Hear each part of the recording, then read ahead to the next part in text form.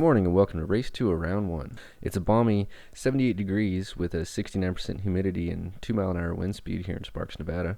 Once again, our top qualifiers, Cameron Peterson with a 50.399.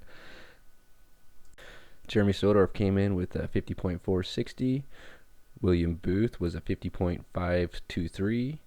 And Jack Kirk had a 51.123. We're missing a couple of racers due to technical difficulties, but the show must go on, and here we go. Once again, Cameron Peterson leads us to the line. He had some mechanical difficulties in the last race that cost him quite a few positions. We'll see if he can hold it together this time. The pace car carries a lot of speed at this track, and it's hard to keep a tight group, but we'll see if we can bunch him back up here. About to go green. And here we go.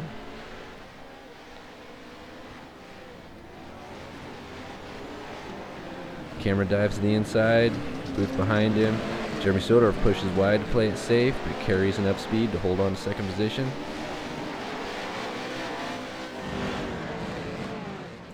Into turn 2, it's Cameron Peterson, Jeremy Sodorf, William Booth, and Jack Kirk. Cameron Peterson pitches it in hard as everyone's trying to take the inside line, but still get a good run up the hill. We saw some really interesting track development in the last race with a lot of blue groove and even some dust toward the end of the race. This time the humidity is even lower, so we'll see how that affects track conditions. Oddly enough, the track surface is 10 degrees hotter than ambient temperature, similar to asphalt, but that could be a iRacing glitch, or who knows, maybe just a change in the weather. This is the second race of week 1. We have a 2-race format that gives drivers a chance to improve their score if they didn't do so well or missed the first race.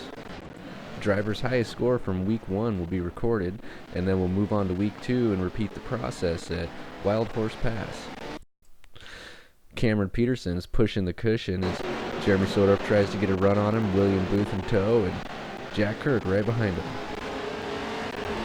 Wild West is by far my favorite track with all the elevation changes.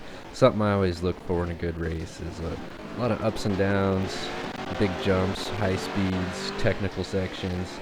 It's a very well-rounded track. Cameron Peterson still stretching out his lead as we complete lap 2. Jeremy Sodorf trying to keep William Booth behind him as they flick it into turn 1.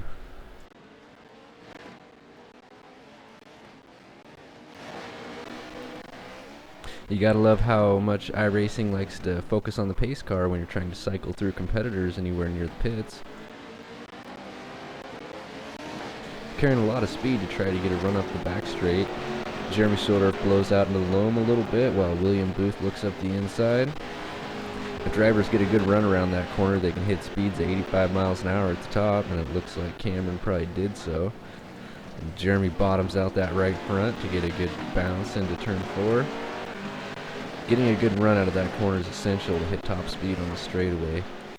With proper gearing, cars can easily hit speeds of over 100 miles an hour on the straightaway. I've seen up to 103 miles an hour coming into the finish line jump. Jeremy Sodorf runs a wide line as William Booth looks to the inside, trying to get a run on him coming into turn 2. Very flat, slippery turn, especially with these track conditions. It's hard to get the car to rotate. A good place to use a little handbrake if you have one. Under normal racing conditions, all you have to do is tap the brakes and pitch the car into that, but we've carried over this track from practice to qualifying, now the race. The goal to all that was to give drivers a more realistic racing environment where they have to adapt their driving style and line choices to an evolving track condition. In professional short course racing, such as Lucas Off-Road Racing, the crew chiefs would look at the track conditions and weather and try to predict what it's going to be like towards the end of the race and possibly set up their car to favor a majority of the laps instead of just one broad spectrum. For example, if I were Jack Kirk's crew chief, I would advise a setup that works well early on in the race and try to make up as many positions you can early on, and then that way when the track drives out and your setup isn't quite as strong against the field, you can use a defensive driving tactic to try to maintain the positions you gained with the optimal setup early on. whereas someone like Cameron Peterson sitting in the pole position would probably want to have a setup that's pretty well rounded for both conditions, not really optimal for either. That way he can maintain his lead early on in the race and then use a defensive driving tactic later on, as the maybe second and third place guys would want to have a setup that comes in really well at the end of the race to try to make a run on the leader. As Jeremy pushes wide in turn 2, he sees in his rear view Williams setting up for a pass move on turn 3. Checks up, blocks the inside, keeps in behind him for one more turn, and up the back stretch, see if he can get his speed back. The downside to defensive moves like that is it allows the leader, who has no pressure applied to him, stretch his lead out even more. But in a situation like this, where the second place car has a setup more favored toward the beginning of the race, and William Booth appears to have a setup that works well on everything, you have to relate to a defensive driving tactic just to try to maintain your current position. As all coins have, the flip side to that is when two cars get into a battle with each other, that gives an opportunity for the car behind them to make up ground and possibly capitalize on both of them. A slight mistake by William Booth in turn 1 gives Jeremy enough breathing room to run a wide line in turn 3 in efforts to possibly run down Cameron Peterson. Not likely though, as Cameron Peterson seems to be in a league of his own at the moment, running in the mid-50s near qualifying speed under green flag conditions.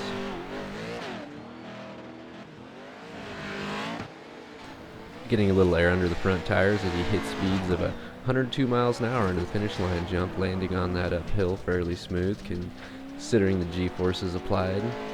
Still able to gather it up, apex the corner perfectly, and check out more than 100 feet ahead of the rest of the pack. Jack Kirk running a strong race, keeping a podium position within sight, ready to pounce if anything should happen. William Booth's car rotating beautifully in turn 2 as we approach turn 3, where a bit of blue groove is beginning to develop, but doesn't seem to be an issue at this point in the race.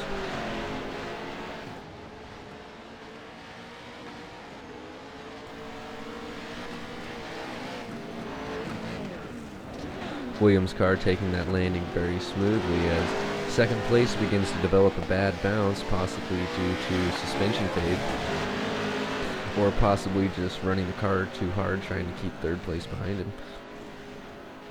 At a textbook pendulum turn or Scandinavian flick into turn 1 there, as he tries to get a run on Jeremy Soldorf down the straightaway, runs the turn wide, carries the speed, but looks like Jeremy holds on to it as William catches him, but pushes a little deep, takes a wide line, gets a good run. He's going to try to run this cushion and slingshot up the hill.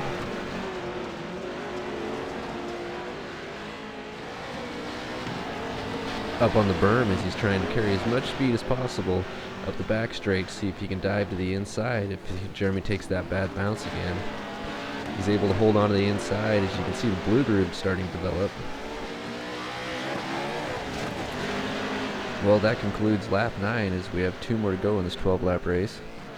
We'll see if Jeremy can hold off the ever-charging William Booth as Cameron Peterson is out for a Sunday drive.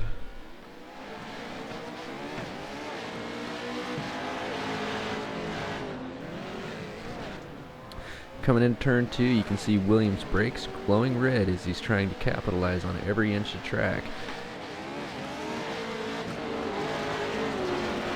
Jeremy runs turn 3 a little wide, getting out in the loam. That'll suck the horsepower right out of these trucks as William Booth gets a run on him. He's going to draft him up the hill, dive to the inside. Jeremy Soldorf a little out of position coming into turn 4, and he takes the bad bounce and has to check up, and William gets underneath him to take the lead coming into lap 11. Well, we have a new running order as Cameron Peterson's out front, William Booth in second, Jeremy Soldorf in third, and Jack Kirk in fourth as the announcer hits the wrong button and rewinds us to lap 10. While we're getting that sorted out, let's go on board with Jeremy Soldorf as we take a look at his biggest mistake of the race. He sets up too wide, catches the bad bounce, gets out in the loam. As he's trying to get back in, Williams there, so he has to use the clutch to stay out of him, and there goes all of his hard work down the drains. Let's take a look at the chain of events leading up to that. Jeremy really struggles to get his car to rotate here as it pushes wide, as William can stay on the good traction surface and get a run on him. Same thing here. William's right on the cushion. Jeremy pushes wide, gets out of the loam. William has a run on him now. He smells blood. He's ready to dive to the inside and take advantage. At this point, he has Jeremy right where he wants him. He checks up early, holds the inside line, and capitalizes on the moment.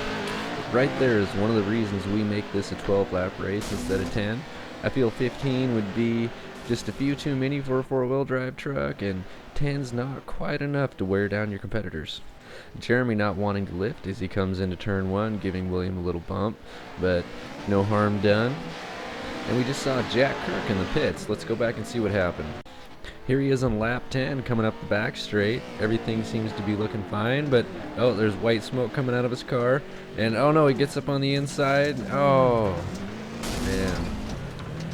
Once those engines blow, the cars just don't handle right, and it's hard to apex them. As I said before, Pro 4 racing truly is a race of attrition. These trucks are, heavy, powerful, and fragile machines.